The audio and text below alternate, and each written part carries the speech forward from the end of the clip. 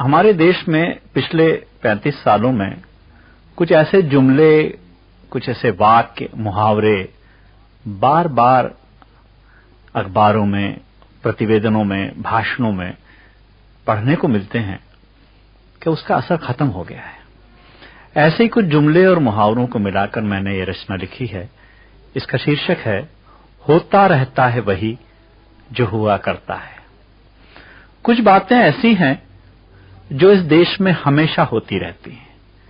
जैसे विदेश से कोई नेता हवाई जहाज से उतरता है और एयरपोर्ट पर खड़ा होकर कहता है, आपका देश बड़ा महान है, आपका देश बहुत सुंदर है। सुनकर संतोष होता है। विदेश में भी यहां जैसे नेता होते हैं, बिना सोचे समझे हर कुछ कह देते हैं। हमारा देश महान है, इसमें तो कोई शक नहीं है। अब आप हम सब महान हैं तो देश तो महान होने को ही रहा। देश सुंदर भी है। गवर्नमेंट की सारी कोशिशों के बावजूद कहीं कहीं से सुंदर लग ही जाता है। ताज्जुब तो तब होता है जब वो विदेशी नेता सारा देश घूमने के बाद भी यही बात दोहराता है। तब लगता है नेता कहीं का भी हो, झूठ जरूर बोलेगा। अच्छा, वे ना आए तो हमारे नेता वहां पहुंच जाते हैं। इनसे वे वहीं बैठे बैठे बिना भारत देखे कह देते हैं, आपका देश महान है। ये मान लेते हैं और चले आते हैं, जैसे यही पता लगाने वहां गए थे कि हमारा देश महान है कि नहीं। एक समझौता होता है जो अक्सर हो जाता है। कोई भी आता है और हमसे समझौता करके चला जाता है। हम किसी से झगड़ा करते नहीं, मगर लोग हैं कि हमसे समझौता करना चाहते हैं। विदेश से कोई आता है तो मैं पहले ही कह देता हूं कि ये समझौता करेगा, ये इसीलिए आया है। इससे चाहो तो अभी लड़ लो, क्योंकि बाद में तो समझौता करेगा। हम लड़ते ही नहीं और वो मेरा यार समझौता कर लेता है। एक होती है विदेशी मदद, वो कमबख्त हमेशा मिल जाती है। भारत आत्मनिर्भर होना चाहता है, इसलिए ओ विदेशियों, हमें मदद करो। जब तक आप मदद करते रहेंगे, हम आत्मनिर्भर होते रहेंगे। आप मदद करना बंद कर देंगे, हम आत्मनिर्भर होना बंद कर देंगे। आप सहारा दो तो हम अपने पैरों पर खड़े रहें। आप सहारा नहीं देंगे तो फिर हम अपने पैरों पर कैसे खड़े रहेंगे। एक बात और है कि यह देश प्रगति हमेशा करता रहता है। कब, कहां, किस मामले में प्रगति कर जाए यह कह नहीं सकते, मगर प्रगति हमेशा करता रहता है।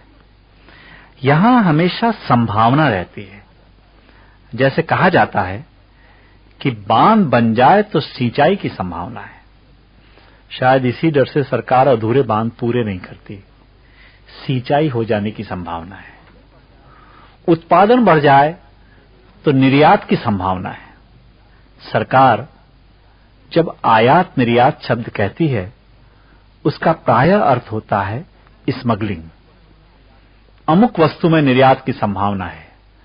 स्मगलर कहते हैं ऐसा, और वो सरकार से पहले उस चीज को लेकर विदेश चल देते हैं। हमारे महान स्मगलर सारा सामान छुपा कर ले जाते हैं। अगर विदेश में किसी को आगरे का ताजमहल चाहिए या हिमालय पहाड़ की जरूरत हो तो वे हमारे स्मगलरों को बताते हैं, वे उसे भी छुपा कर ले आएंगे। एक है योजना आयोग। कुछ लोग इसे रेलवे जंक्शन समझते हैं। वहां कुछ परिवर्तन होता रहता है। या तो योजना परिवर्तित हो जाती है या आयोग परिवर्तित हो जाता है। दोनों न हो तो सरकार परिवर्तित हो जाती है। सरकार योजना बनाकर अफसरों को देती है। अफसर पूछते हैं, इसमें हम कौन कौन से काम नहीं करें। सरकार जवाब में प्राथमिकताएं निश्चित कर देती है। जिस काम को प्राथमिकता दी जाती है वह काम नहीं होता। हरिजन आदिवासियों को हमेशा प्राथमिकता दी जाती है। आजकल यूपी में मर्डर हो रहे हैं, हरिजनों को प्राथमिकता दी जाती है मर्डर में।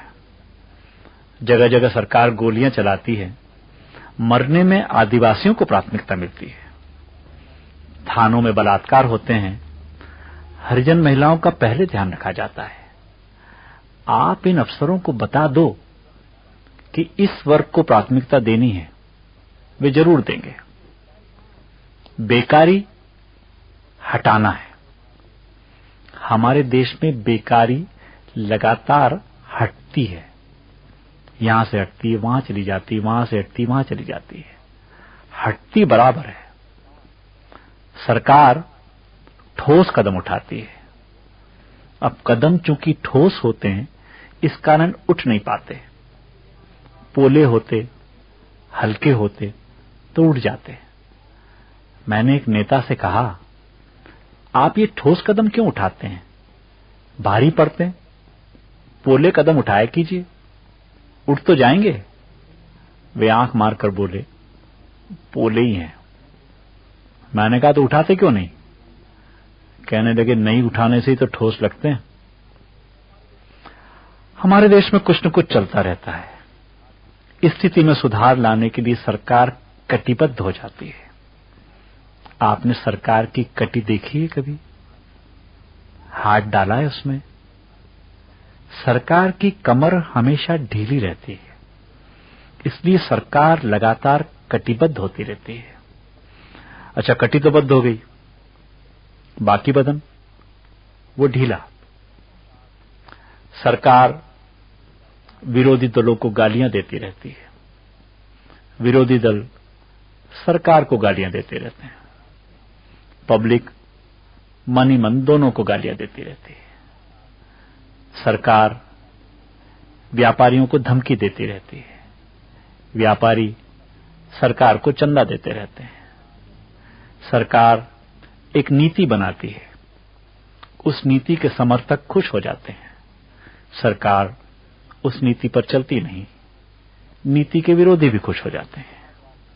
समाजवाद लाएंगे, समाजवाद के सारे समर्थक खुश, कहकर नहीं लाए, बाकी के भी खुश। समस्या खड़ी हो जाती है, सरकार कहती है समस्या नहीं है, समस्या कहती है हुजूर मैं समस्या हूं। लोग कहते हैं साहब ये समस्या है। अरे कोई समस्या नहीं है। जब सचमुच समस्या होती है, सरकार एक आयोग बिठा देती है। आयोग मतलब हजरते दाग, जहां बैठ गए वहां बैठ गए। आयोग विचार करता रहता है, फिर सरकार को रिपोर्ट दे देता है। तब तक सरकार बदल जाती है, कहीं ये रिपोर्ट ना पढ़ना पड़े इसी डर से बदल जाती है।